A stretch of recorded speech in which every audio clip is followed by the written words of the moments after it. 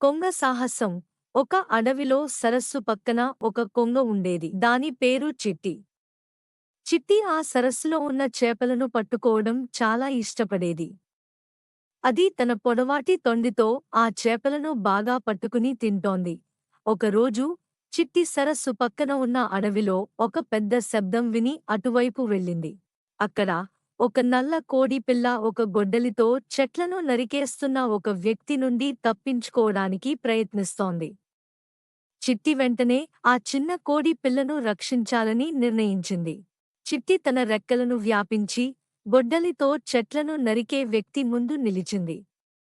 ఆ వ్యక్తి చిట్టిని చూసి ఆశ్చర్యపోయి, ఇది ఎక్కడి నుంచి వచ్చింది అని ఆలోచించాడు. చిట్టి తన నోట్లో నుంచి ఒక గట్టిగా కూయగా, ఆ వ్యక్తి భయపడిపోయి అక్కడి నుండి పారిపోయాడు. ఆ తరువాత చిట్టి ఆ కోడి పిల్లను దగ్గరికి తీసుకుని, నీకు ఏమైంది అని అడిగింది.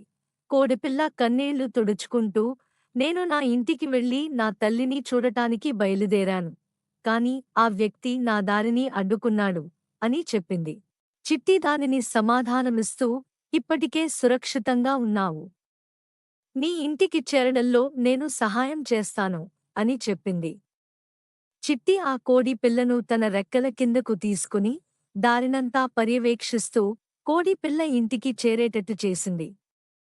కోడిపిల్ల సురక్షితంగా తన తల్లిని కలుసుకుని, నన్ను రక్షించిన చిట్టికి ధన్యవాదాలు అని చెప్పింది. అనంతరం చిట్టి ఆ సరస్సు పక్కన తిరిగి వచ్చింది.